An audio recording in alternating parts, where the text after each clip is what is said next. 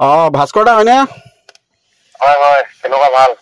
আছো তাকে আপোনাৰ যিটো স্বপ্ননীল দাস সেই দাসৰ সন্দৰ্ভত আপুনি 8টা ভিডিঅ' বনোৱাৰ এগেইনষ্টত আপুনি 2.5 লাখ টকা লোৱা বুলি এটা বাতৰি প্ৰচাৰ হৈছে। আপুনি নিশ্চয় গম পাইছে চাগে? আঠটা ভিডিঅ' নহয়, ভিডিঅ' তাতকে কম বনাইছে চাগে, কিন্তু কথাটো হৈছে 8টা ভিডিঅ'ত 2.5 লাখ নহয়, এটা ভিডিঅ'ত 2.5 লাখ। হয় নি? তেনেকে ওলাইছে আচলতে। আচলতে কথাটো প্ৰথম কথাটো হ'ল এনেই আমি মাধ্যমটোত আছে যি টি ক'ব পাৰো, 5 লাখো কৰি দিব পাৰে, তাৰ আচলতে প্ৰমাণ লাগিব প্ৰথম কথা। আৰু এই স্বপ্ননীল দাসৰ একাউণ্টটো যিহেতু চালেই গম পাব যে মোৰ একাউণ্টলৈ আহিছে নে নাই অহা। আৰু মেইন কথাটো হৈছে, আৰু 2.5 লাখ টকা যদি মই এটা ভিডিঅ'ত ললোহেঁতেন, আজি মই গুৱাহাটীত আহি থাৰ্ড গ্ৰেডৰ পোষ্টত 50,000 টকাও দৰমহা নহয়, ৰাতিপুৱাৰ পৰা গধূলি খাটনি কৰি নাথাকিলোহেঁতেন। তেতিয়া স্বপ্ননীলৰ অফিচতে গৈ বহিয়ে থাকিলোহেঁতেন PR হিচাপে। তাৰপিছত নতুবা মই সেই নাইট চুপাৰত নিজৰ গাড়ীত নাহি নাইট চুপাৰত অহা যোৱা নকৰিলোহেঁতেন। কষ্ট কৰি প্ৰত্যেক দেওবাৰে যে শিৱসাগৰলৈ যাওঁ নিজৰ মাতৃহঁতক চাবলৈ, আৰু মানে মাতৃ চাবলৈতো নকৰিলোহেঁতেন। বাছত টোপনি ক্ষতি কৰি নগৈ ড্ৰাইভাৰ এজন লৈ গপজত বহি গলোহেঁতেন নাচিত। আচলতে এইবিলাক ভুৱা কথা। আৰু মানে আমাৰ এইটো কাৰণে এটাই মই আচৰিত পাইছো, আগৰ আমাৰ কলম লৈ পেলাই যি আৰম্ভ কৰিছিল সাংবাদিকতা, যি তেখেতলোকৰ আজিৰ মাজত সাংবাদিকতা একাংশ যদিও মেজৰিটি সাংবাদিকৰ মাজত পাৰ্থক্যটো এইটোৱে। মানে সেইটো কাৰণে কৰবাত নহয় কৰবাত আজিৰ সমাজে সেই সাংবাদিকসকলক মানে মিছ কৰে, বা সেই সাংবাদিকতা জগতখনক মানে মিছ কৰে। আৰু আজি সাংবাদিক সকলক প্ৰতি আশ্বাস নাইকিয়া হৈ গ'ল। মানে কোনো সোধ পোছ নাই ধৰক, আপোনাৰ বিপক্ষে বজাই দিব। তো এই বস্তুবোৰৰ কাৰণে আচলতে মানুহৰ মাজত ৰাইজক মানে এটা ভুল বাৰ্তা প্ৰেৰণ কৰি কিছু মানুহক মানে হেয় প্ৰতিপন্ন কৰিবলৈ চেষ্টা কৰে, আৰু ক'ৰবাত নহয় ক'ৰবাত দেখা যায় যে এইটো পাৰ্চনেলি এটেক কিছুমান যেন অনুভৱ হয় আচলতে। যিহেতুকে আপুনি যেতিয়া স্বপ্ননীল দাসক যেতিয়া ভিডিঅ' বনাইছিলে, বা স্বপ্ননীল দাসক আপুনি তেতিয়া নিশ্চয় লগ পাইছিল নহয় জানো? স্বপ্ননীল দাসক আপুনি জানিছিলে যে, তেতিয়া আপুনি কি গম পাইছিলে বাৰু? স্বপ্ননীল দাসৰ বিষয়ে আচলতে প্ৰথম কথা হ'ল, মোৰ স্বপ্ননীল দাসৰ বায়েক মোৰ ভন্টিৰ মানে ফ্ৰেণ্ড হয়, আৰু একে সমবয়সীয়া। আৰু তেনেকে মই জানো, আৰু স্বপ্ননীল দাস যে মানে শিৱসাগৰত গুণগানতকে তেতিয়া চৰ্চিত, মানে এজন ভাল ট্ৰেডাৰ আছে। আচলতে ট্ৰেডিংটো এনেকুৱা এটা, যেনেকে বিৰাট কোহলি এটা ক্ৰিকেটৰ এনেকুৱা এটা স্কিল থকা মানুহ, বা শচীন তেণ্ডুলকাৰ যেনেকুৱা মানুহ, তেনেকে আমাৰ অসমত বা নৰ্থ ইষ্টত স্বপ্ননীল দাস এজন মানে উভয়তা মানে কি বুলি কয়, সুৰজ বুলি যে কয়, ট্ৰেডিঙৰ ক্ষেত্ৰত তেনেকুৱা এজন ব্যক্তি হৈ উঠিছিলে বুলি আমি ঘুনুকানাকে শুনো। কৰবাত বন্ধুৰ দোকানৰ আড্ডা পইণ্ট মাৰিলেও আমি শুনো যে কাৰণ তেতিয়া ট্ৰেডিংটো লাহেকে যেতিয়া ট্ৰেণ্ডত আহিছে, আমি যেতিয়া এইবোৰ ট্ৰেডিঙৰ ওপৰত কথা পাতো, তেতিয়া কয় যে শিৱসাগৰত এখন আছে দেই স্বপ্ননীল দাস। তাৰপিছত সেই স্বপ্ননীল দাসে মোক এদিন মানে ইনষ্টাগ্ৰামত মেইল কৰিছিলে। তাৰপিছত মই যেতিয়া তেওঁ মোক হোৱাটছআপত মোক ক'লে, মই বোলো ঠিক আছে, মই ভিডিঅ' বনাম, কাৰণ ট্ৰেডিংটো আমাৰ নিবনুৱাসকলৰ বাবে, ট্ৰেডিং বেয়া নহয়, কিন্তু এই যে ট্ৰেডিঙৰ নামত বেলেগৰ পৰা পইচা লৈ পেলাই ট্ৰেডিং কৰি মই তোমাক ৰিকমেণ্ডেশ্যন দিওঁ, সেইটো বেয়া। ত এওঁ কি কৰিছে, নিজৰ টকাৰে, যিহেতু দেউতা ONGC আছিল, আজি এটা বাতৰিও পাইছিলো, মানে বাতৰি কাকতত পাইছিলো যে 10 টকা পকেটত নথকা মানুহজন 1000 কোটিৰ মালিক কেনেকে হ'ল। ত আচলতে তেওঁলোক আগৰ পৰাই ধনী, বা দেউতাক ONGC, যেনেকে অইল ইণ্ডিয়া ONGC, তেনেকে ONGC আপোনাৰ যথেষ্ট ধৰক মানুহক জনাই জানে। তেতিয়া দেউতাকতে বহুত টকা ধৰক ডেথ বেনিফিটো দেউতাক যিহেতু নাই, তেতিয়া মানুহৰ ডেথ বেনিফিটে ONGC বহুত দিয়ে। ত তেনেকুৱা এজন ধনী ঘৰৰ ল'ৰা, মানে তেতিয়া মোক কোৱা মতে 20 লাখ টকাৰ পৰা তেওঁ আৰম্ভ কৰিছিল কেপিটেল হিচাপে লৈ। ত আৰম্ভ কৰি পেলাই ট্ৰেডিং কৰিছিল, আৰু যিহেতু মই শুনাই পাই আছিলো, কিন্তু মই ট্ৰেডিংটো এনেকুৱা যে হ'ব, মানে সি ইমানটো লেভেলৰ যে কৰে মই ভবা নাছিলো।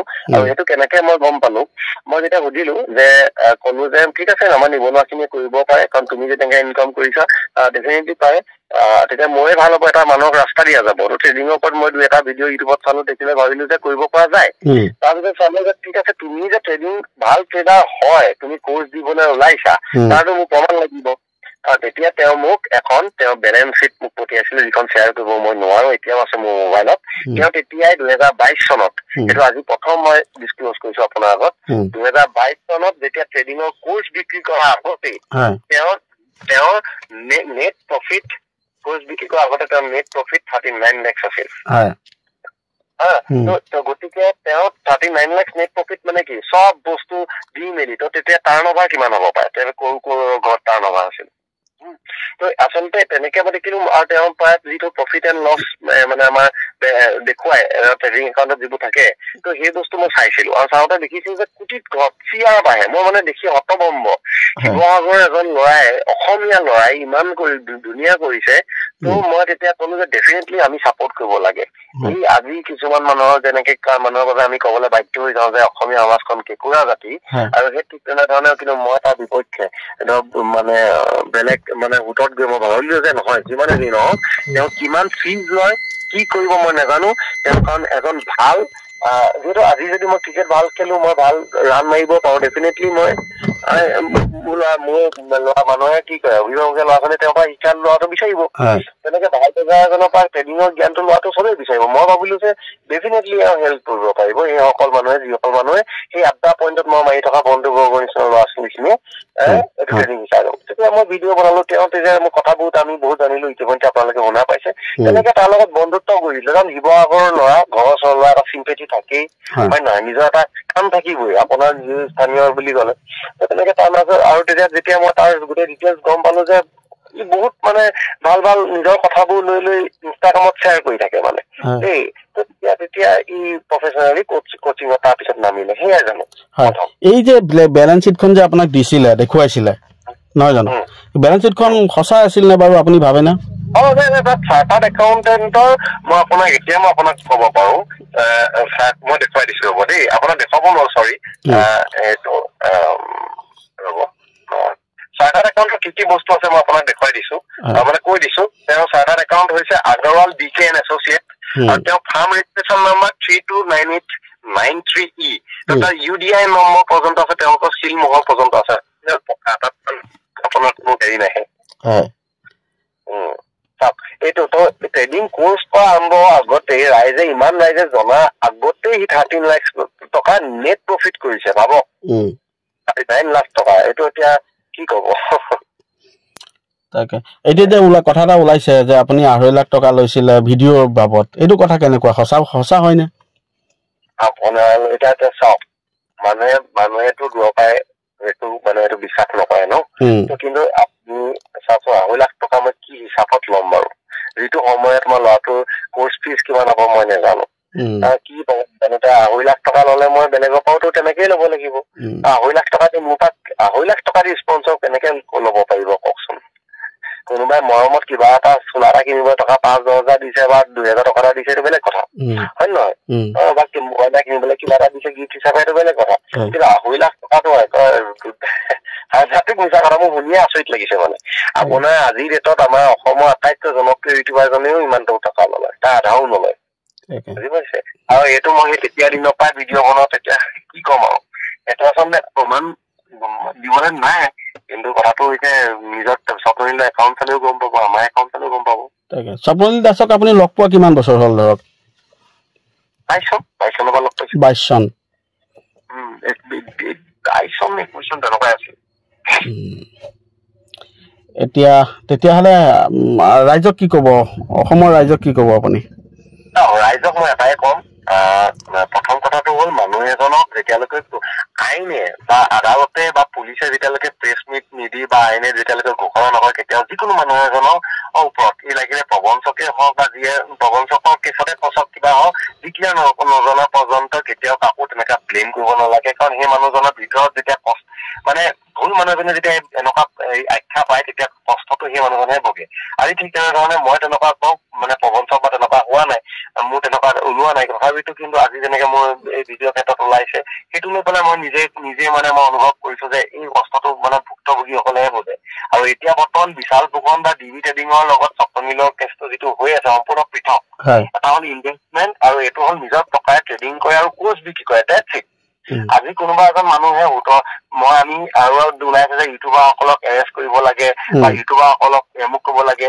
আৰু ইউটিউবৰ চেনেল কেইটা যেনেকে মাধ্যম, টিভি চেনেলৰ মাধ্যম, হয় নহয়? হয় নহয়? গতিকে আজি বিজ্ঞাপন দিয়াটো যোনে অলপ বিচাৰিব যে য'ত মানুহ থাকে তাত বিজ্ঞাপন দিয়াটো স্বাভাৱিক কথা।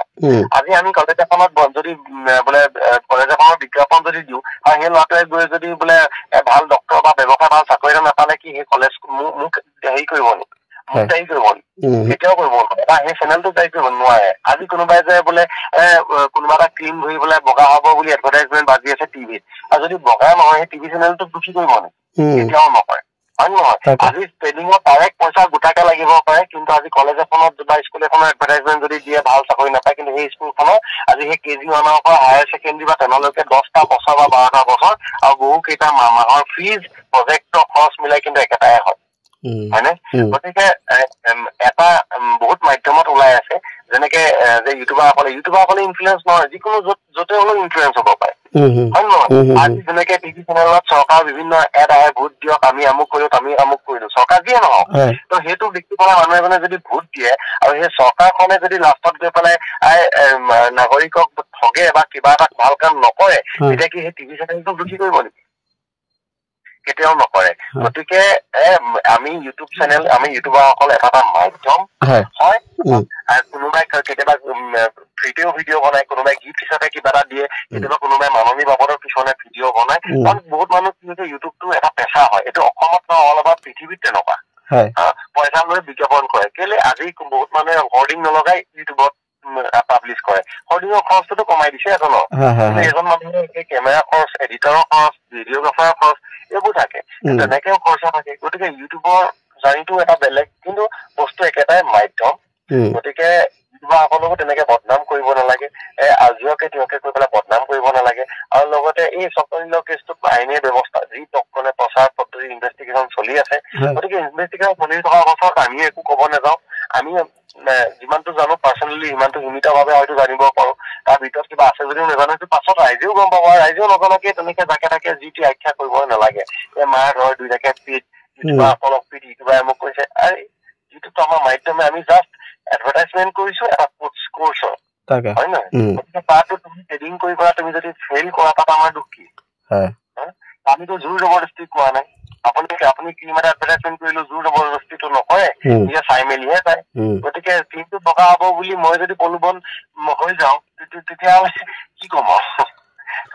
তেনেকুৱা ধৰণৰ ৰাইজে সেইটোৱে কম, ৰাইজে ভালকে বিচাৰ। আৰু মেজৰিটি দেখিছো এই বস্তুবোৰ বেয়া কমেণ্ট বিলাক জ্ঞানী মানে ভাল পঢ়া শুনা মানুহে কিন্তু ভাল কমেণ্ট দিছে। এতিয়া আমি পঢ়াইছো, আমি খুচৰি চাওঁ, ভাল মানুহে। তাৰ মাজতো দুই এজন থাকে এনেকে ভগৱান নিচিন্তাকে ধৰক হাৱাত এনেকে কথা কয়, এইটো কথা নকয়। ৰাইজে হবা তথাপিতো এবাৰ চাব। তাকে এই কলটো মই ৰেকৰ্ড কৰি পেলাই ৰাইজলৈ এৰিব পাৰো নে? পাৰিব, একো কথা নাই। হয়, নিশ্চয়। ধন্যবাদ।